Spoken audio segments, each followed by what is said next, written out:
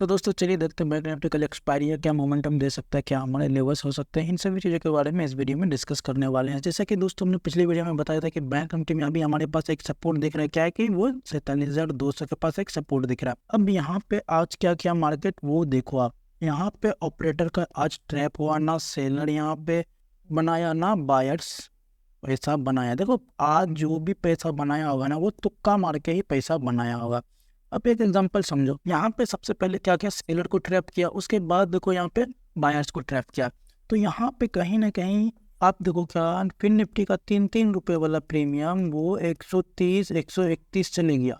अब यहाँ पे आप बताओ, जो प्रीमियम सेलर्स 3 रुपए खाने के लिए बिल किए होंगे वो देखो क्या हुआ होगा कि वो 131 रुपए चले गया। अब आप बताओ क्या सेलर्स यहाँ पे कैसे कंट्रोल किया होगा। अगर वो स्टॉप लॉस यूज नहीं किया होगा, आज सेलर का दिन बहुत खराब गया होगा। तो यहाँ पे कहीं ना कहीं पावर ट्रैप हुआ, यहाँ पे ऑपरेटर टोटली ट्रैप किया इसको, किसको, ऑप्शन बायर को भी ऑप्शन सेलर को भी, दोनों को यहाँ पे ट्रैप किया। अब देखते हैं बैंक निफ्टी में एक्सपायरी है, वो हमारा क्या लेवल्स हो सकता है। यहाँ पे ये लेवल अभी भी हमारे लिए काम करेगा कि जो लेवल हमने यहाँ पे बताया था कि बैंक निफ्टी में यहाँ पे ये लेवल होने वाला है 200 का। ठीक है, 47,200 का लेवल इंपॉर्टेंट इसलिए आप देखो क्या यहाँ पे क्या किया, इस जगह को ट्रैप किया। सबसे पहले देखो यहाँ पे एक बड़ी कैंडल के साथ ब्रेकआउट आया, फिर इसको सस्टेन कर लिया। अब यहाँ पे ये इजी कैंडल नहीं है कि इतना बड़ा कैंडल का ब्रेकआउट होने के बाद फिर यहाँ पे कहीं सस्टेन कर जाना, और ये देखो क्या आप एक बड़ी कैंडल के साथ फिर बाउंस कर जाना। तो ये कहीं ना कहीं ट्रैप है, ऑपरेटर का चाल है।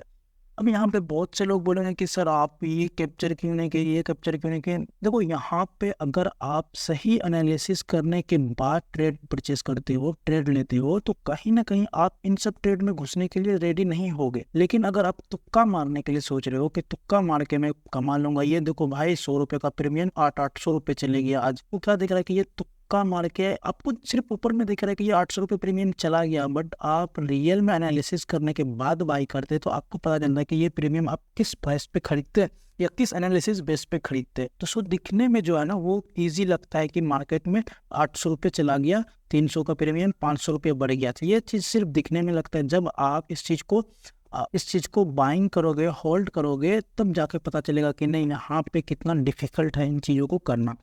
तो यहाँ पे ये ट्रैप हुआ, फिर ये ट्रैप हुआ, ये ट्रैप हुआ। अब हमारे पास बैंक निफ्टी में कल एक्सपायरी है, तो उनका क्या लेवल्स हो सकता है उनके बारे में समझते हैं।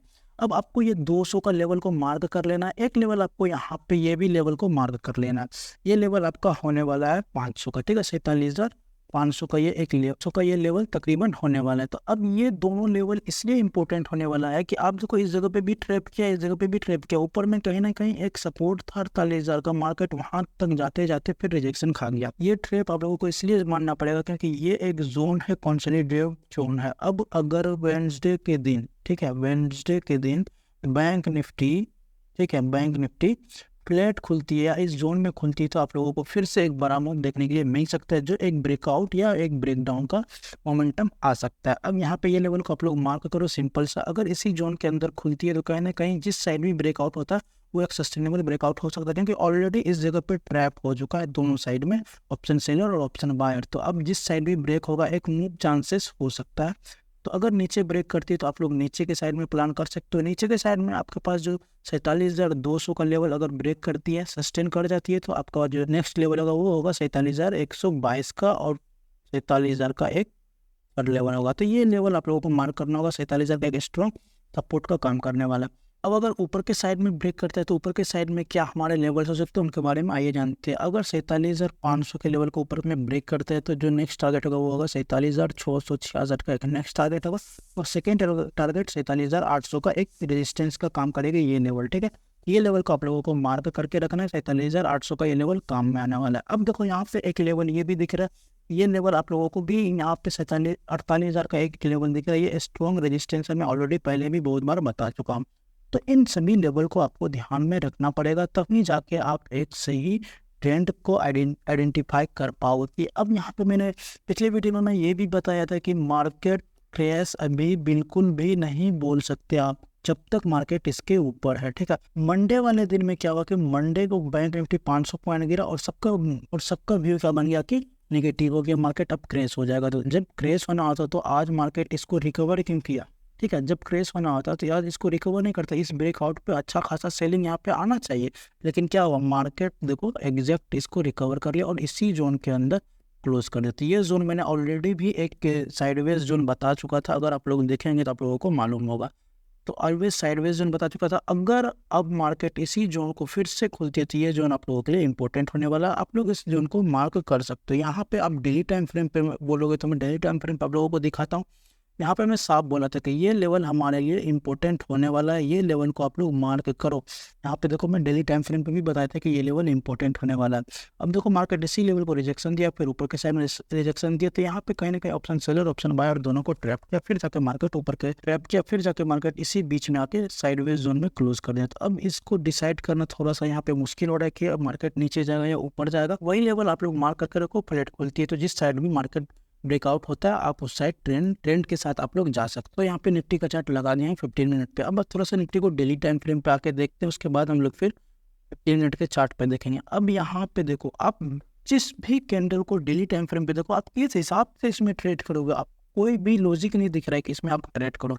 तो बहुत बंदा ये बोलते हैं कि सर ये ट्रेड क्यों नहीं किया, ये ट्रेड क्यों नहीं किया। भाई अगर आप एनालिसिस करके आइडेंटिफाई करके रियल चीज को समझते हो तो आप ट्रेड नहीं लोगे।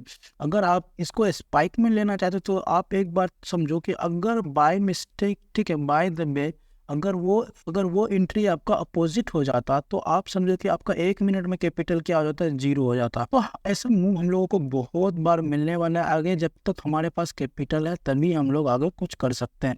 तो इन चीज़ों को आपको ध्यान में रखना पड़ेगा। अब ये लेवल हम लोगों का था कि निफ्टी में ये लेवल इंपॉर्टेंट होने वाला है, ये लेवल एग्जैक्ट उसी लेवल पे ट्रेड कर रही है। अब अगर ये लेवल को सस्टेन कर रही है तो कहीं ना कहीं यहाँ पे एक बाइंग मोमेंटम या तो सेलिंग मोमेंटम दोनों यहाँ पे दिख रहा है। अगर सेलिंग मोमेंटम आता है तो इस लेवल को ब्रेक करने के लिए आपको वेट करना पड़ेगा। अगर ब्रेक करती है तभी 22,200 के पास मार्केट आ सकती है। और नेक्स्ट सपोर्ट जो है ऑलरेडी मैं बता चुका हूँ 22,000 का रहने वाला।